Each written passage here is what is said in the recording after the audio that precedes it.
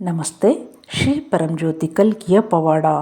ಇಂದಿನ ಪವಾಡದಲ್ಲಿ ಜರ್ಮನಿಯ W ಮಾರಿಟಾ shopping ಅವರು ತಮ್ಮ ಅನುಭವವನ್ನು ಹೀಗೆ ಹಂಚಿಕೊಂಡಿದ್ದಾರೆ. ಶ್ರೀ ಪರಂಜ್ಯೋತಿ ಭಗವತಿ ಭಗವಾನರು ನನಗೆ ಅನುಗ್ರಹಿಸಿದ 3 ಪವಾಡಗಳನ್ನು ಇಲ್ಲಿ ವಿವರಿಸುತ್ತಿದ್ದೇನೆ. ನನ್ನ ಸಹೋದರನಿಗೆ ಕೆಲವು ಹೃದಯಾಘಾತಗಳು ಸಂಭವಿಸಿದ್ದವು ಮತ್ತು ಅವನ ಹೃದಯದ ಕೊರೊನರಿ ರಕ್ತನಾಳಗಳಲ್ಲಿ 6 ಸ್ಟೆಂಟ್ಗಳನ್ನು ಅಳವಡಿಸಲಾಗಿತ್ತು.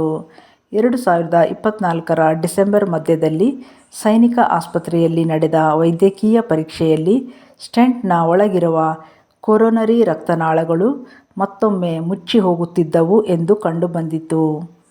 ಇದು ದೊಡ್ಡ ಅಪಾಯವಾಗಿದ್ದರಿಂದ ವೈದ್ಯರು ಕೆಲವು ದಿನಗಳಲ್ಲಿ ಹೃದಯದ ಕ್ಯಾಥೆಟರ್ ಪರೀಕ್ಷೆಯನ್ನು ನಡೆಸಲು ಅವನ ಕೊರೊನರಿ ರಕ್ತನಾಳಗಳನ್ನು ತೆರೆಯಲು ನಿರ್ಧರಿಸಿದರು. ಆದರೆ ನಮ್ಮ ಈ ಅಪಾಯಿಂಟ್ಮೆಂಟನ್ನು ಬೇರೆ ತುರ್ತು ಶಸ್ತ್ರಚಿಕಿತ್ಸೆಗಳ ಕಾರಣದಿಂದ ಮುಂದೂಡಲಾಯಿತು. ಆದ್ದರಿಂದ ಅವನಿಗೆ ಜನವರಿ 7ಕ್ಕೆ ಹೊಸ ದಿನಾಂಕವನ್ನು ನೀಡಲಾಯಿತು. ನನ್ನ ಪ್ರೀತಿಯ ಸಹೋದರನಿಗಾಗಿ ನಾನು ಬಹಳವಾಗಿ ಪ್ರಾರ್ಥಿಸಿದೆ ಮತ್ತು ಅವನಿಗೆ ಸೋಮ ಪ್ರಕ್ರಿಯೆಗಳನ್ನು ಮಾಡಿದೆ. ಜನವರಿ 6ರಂದು ನಾನು ವಿಮಾನವನ್ನು ಹತ್ತಬೇಕಿತ್ತು. ವಿಮಾನದ ಪ್ರಯಾಣದ ಸಮಯದಲ್ಲಿ ಮತ್ತು ನಂತರ ನನ್ನ ಹೋಟೆಲ್ನಲ್ಲಿ ನಾನು ನನ್ನ ಸಹೋದರನಿಗಾಗಿ ತುಂಬ ತೀವ್ರವಾಗಿ ಪ್ರಾರ್ಥಿಸಿದೆ ಮತ್ತು ಸೋಮದ ಪ್ರಕ್ರಿಯೆಯನ್ನು ಮಾಡಿದೆ. ಅವನ ಭಯವನ್ನು ಹೋಗಲಾಡಿಸಲು ನಾನು ಶ್ರೀ ಅಮ್ಮನವರನ್ನು ನನ್ನ ಸಹೋದರನನ್ನು ತಮ್ಮ ತೋಳುಗಳಲ್ಲಿ ಹಿಡಿದುಕೊಳ್ಳಲು ಮತ್ತು ಶ್ರೀ ಭಗವಾನರಿಗೆ ಅವನ ಶಸ್ತ್ರಚಿಕಿತ್ಸೆಯನ್ನು ಮಾಡಲು ಪ್ರಾರ್ಥಿಸಿದೆ. ಆ ರಾತ್ರಿ ನಾನು ಶ್ರೀ ಭಗವಾನರು ನನ್ನ ಸಹೋದರನ ಹೃದಯದ ಮೇಲೆ ಕಾರ್ಯನಿರ್ವಹಿಸುತ್ತಿರುವುದನ್ನು ನಾನು ನೋಡಿದೆ. ಮರುದಿನ ಬೆಳಿಗ್ಗೆ ವೈದ್ಯರಿಗೆ ಅವರು ಮೊದಲು ನೋಡಿದ ಬ್ಲಾಕ್ ಹೃದಯದ ಅಪಧಮನಿಗಳಲ್ಲಿ ಈಗ ಕಂಡುಬರುತ್ತಿಲ್ಲ ಎಂದು ನನ್ನ ಸಹೋದರ ನನಗೆ ಸಂದೇಶವನ್ನು ಕಳುಹಿಸಿದ್ದ. ಅವನ ಕೊರೊನರಿ ರಕ್ತನಾಳಗಳನ್ನು ತೆರೆಯುವ ಅಗತ್ಯವಿರಲಿಲ್ಲ. ಅವನಿಗೆ ಮರುದಿನವೇ ಮನೆಗೆ ಹೋಗಲು ಅನುಮತಿಸಲಾಯಿತು. ನನ್ನ ಸಹೋದರನ ಪ್ರಾಣವನ್ನು ಉಳಿಸಿದ ಪ್ರಿಯ ಶ್ರೀ ಅಮ್ಮ ಭಗವಾನರಿಗೆ ಅಪಾರವಾದ ಧನ್ಯವಾದಗಳು. ಕಳೆದ ಕೆಲವು ತಿಂಗಳುಗಳಿಂದ ನಾನು ಮೆಟ್ಟಿಲುಗಳನ್ನು ಹತ್ತುವಾಗ ನನ್ನ ಬಲ ಮೊಣಕಾಲು ನೋವುಂಟು ಮಾಡುತ್ತಿತ್ತು. ನಾನು ಹಲವು ಸಲ ಪ್ರಾರ್ಥನೆ ಮಾಡಿದೆ ಮತ್ತು ನನ್ನ ಮೊಣಕಾಲಿನ ಚಿಕಿತ್ಸೆಗಾಗಿ ಕೆಲವು ಸೋಮ ಪ್ರಕ್ರಿಯೆಯನ್ನು ಮಾಡಿದೆ.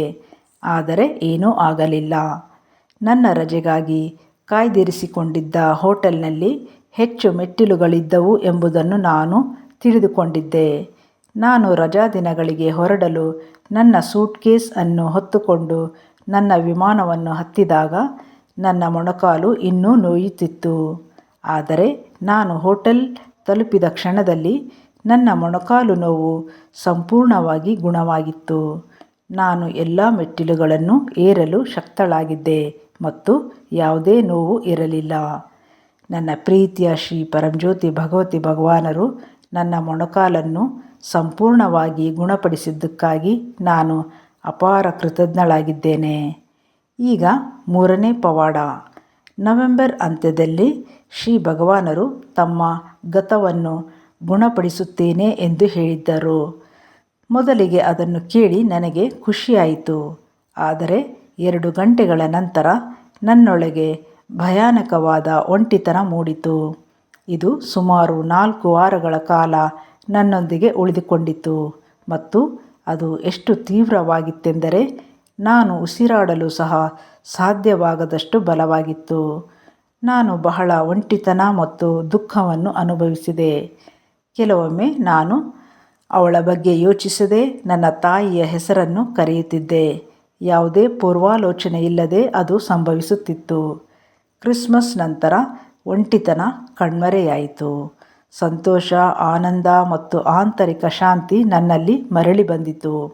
ಶ್ರೀ ಪರಂಜ್ಯೋತಿಯವರಿಂದ ನಾವು ಪಡೆದ ಎಲ್ಲ ಉಡುಗೊರೆಗಳಿಗೆ ನಾನು ತುಂಬ ಕೃತಜ್ಞಳಾಗಿದ್ದೇನೆ. ಈ ಸವಾಲಿನ ಸಮಯಗಳಲ್ಲಿ ನಮ್ಮೊಂದಿಗೆ ಇರುವುದಕ್ಕೆ ಕೃತಜ್ಞತೆಗಳು. ನಮ್ಮನ್ನು ಮುನ್ನಡೆಸುತ್ತಾ ನಮ್ಮೊಂದಿಗೆ ಇರುವುದಕ್ಕಾಗಿ ಪ್ರೀತಿಯ ಶ್ರೀ ಪರಂಜ್ಯೋತಿ ಭಗವತಿ ಭಗವಾನರಿಗೆ ಅಪಾರ ಧನ್ಯವಾದಗಳು.